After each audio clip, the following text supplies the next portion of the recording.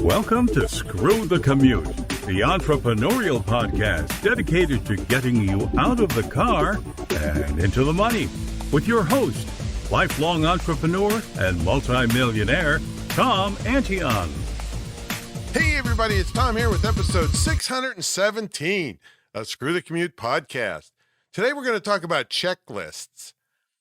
I almost died in a ball of fire one time because I didn't bother using my checklist, and I am not kidding. I'll tell you that story in a minute. Hope you didn't miss episode 616. That was about morning routines and the value of morning routines. And I know some morning routines are dictated by little kids and animals or whatever, but the closer you can stick to one, the better off you are. I even saw a quote that said, if you win in the morning, you win the day. And that's what that episode was about.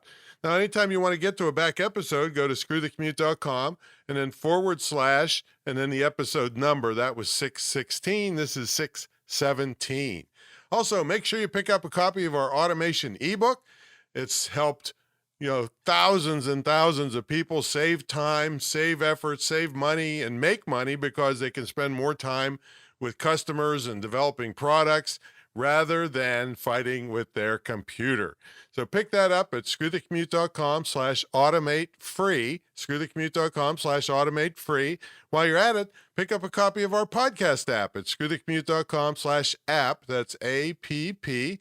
And you can put us on your cell phone and tablet and take us with you on the road.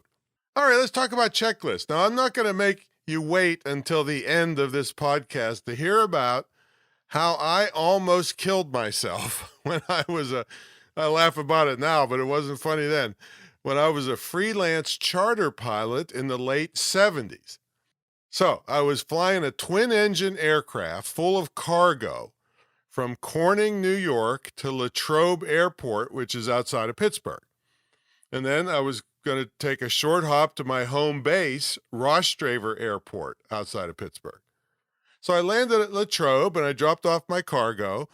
And since I was there and I was hungry, I decided to have lunch at the famous Blue Angels restaurant. So I had my lunch and then I went out and jumped into the plane for the short 10-minute flight to Rostraver Airport, my home base. So I taxied out. I lined up on the center line. I checked all the engine gauges. I accelerated to the blue line, which was the takeoff speed. And I started flying. Yeah, for about 10 seconds I'm flying. I was very close to the ground, and it was too late to just land straight ahead because something was desperately wrong. The plane was violently swinging its nose to the right. One of the engines had quit. Now, when an engine on a twin-engine airplane quits, it's like putting a big piece of plywood, vertically on your up into the wind, stopping the airflow on one side of the plane. And on the other side of the plane, the propeller's trying to pull you forward as fast as it can. So it's like violently twisting you. Well, planes don't fly sideways. Let me tell you that. So thank God I had good training other than skipping my checklist that day. So here's the sequence I immediately went into. Flaps up, gear up, idle foot, idle engine, confirm, right engine is out, power off, mixture off, feather the right prop, maintain the blue line. Tom, you better fly this aircraft or you're dead. And I would have crashed and burned on the football field where the Pittsburgh Steelers used to practice, which was right near Latrobe Airport. So I got the plane flying, just limping along, and I declared an emergency. I mean, the old joke is with pilots is if you lose an engine on a twin-engine aircraft, well, the other engine just flies you to the scene of the crash. Okay, so they just don't want to fly very well at all on one engine. And thank God I had already dumped my cargo off, so the plane was a little bit lighter. But anyway, so I got it flying. I declared an emergency. I limped the airplane back to come in for a landing, and then I got the plane on the ground and taxied to the ramp. with the fire trucks following me. And it was pretty darn embarrassing, but I guess it was better than being dead and show big charcoal Tom. So when I got out to check what had gone wrong, the right fuel tank was empty. It was an old plane and the fuel gauge was stuck. See, my pre-flight checklist would have had me actually look into each tank, the right and the left tanks, to verify the gas was in there. I didn't do it, and it nearly cost me my life. Now, even though I was a seasoned pilot, I thought, it's no big deal for this short flight to my home base. And boy, was I wrong, and I never made that mistake again. Okay, that's enough drama, I guess. All right. So, in most cases, you aren't facing life and death situations in your business, but using checklists has enormous advantages, which I'll cover now. All right, so checklists help you stay organized and help to make sure you don't skip any important steps in whatever you're doing.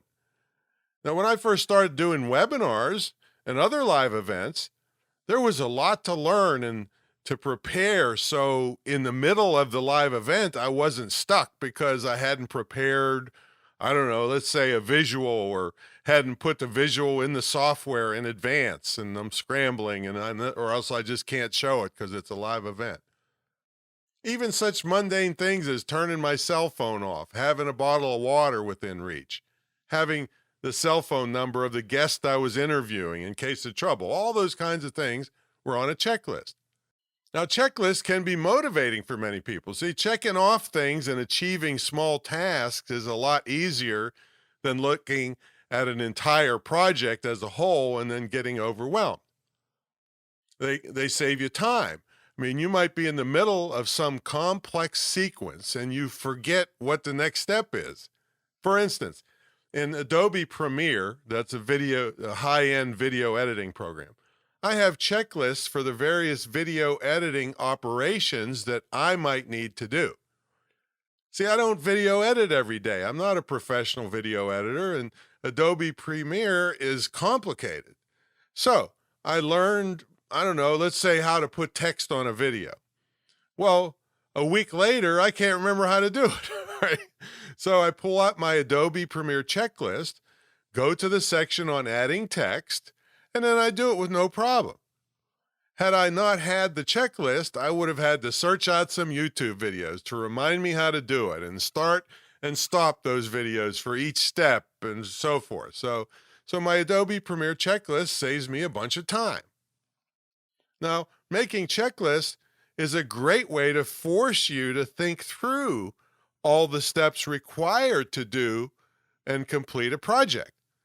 Now, this really ups your efficiency and productivity of getting the project done without forgetting anything, which, if you forget some important part of a project, it could set you back for, listen to this, hours, days, weeks, or even months had you forgotten that particular item. Now, you can also give checklists to your employees as part of whatever systems you have. That way, you don't forget anything the employee is supposed to know, and it's easy for you to forget when you already know how to do the thing, all right, to do whatever task it may be, but they may be brand new at it, have no idea what to do. So the checklist makes sure nothing gets forgotten as you train them. And also, you won't have to hold their hand 100 times to get the job done because they'll have their checklist. Now, the use of checklists also dramatically reduces errors and omissions. Like you learned in my flying example, it also improves safety. And some of you may be in businesses that forgetting something could be dangerous, working on machines and things like that. And not only for you, but just think if I had crashed into a building or a school or something and killed a bunch of people. Geez. I regret that to this day. Now, good checklists are easy to use and efficient, and each item should just give you enough detail so you can remember what the item was. I mean, a checklist is not going to fully teach you every step to complete the task. You should have learned that separately and then made the checklist to remind you just to do it, so you don't forget any of the important steps. And it's simple to create checklists, but here are 2 tools that give you templates. And this other one, one of them, Monday.com, lets you share and collaborate them with a team. So one of them is Checkly, CHECKLI.com. And then the other one is just Monday.com. That's the day of the week, Monday.com. So use checklists and try not to crash and burn. Okay. And I'm glad I'm here to be able to tell you that. All right. And that's kind of what I do in my mentor program, is I keep people from crashing and burning because they don't know what they're doing. And they may have listened to somebody that doesn't know what they're doing. It's a poser. And so I keep them from crashing and burning, similar to, but I do have them create checklists, put it that way, because, and I have checklists for myself when I do. Yeah, I just thought of this. When I do an orientation with a new mentee, I have a checklist, because I don't do it every day, or sometimes I do it 2 or 3 times in a day, depending on how many people are joining. But sometimes I go a week and nobody's joined. So I pull my checklist out to do their orientation, and that way everybody's on the same page. They all have the right expectations. It's efficient. They know how to contact me, and they know how to contact all the people that work here. They know all these things I just run through on a checklist, and then everybody's happy. All right, so that's my story, and I'm sticking to it. Go out and make some checklists, and I think it's going to help you out. All right, check out greatinternetmarketingtraining.com if you'd like to have me keep you from crashing and burning. Catch you all in the next episode. See you later.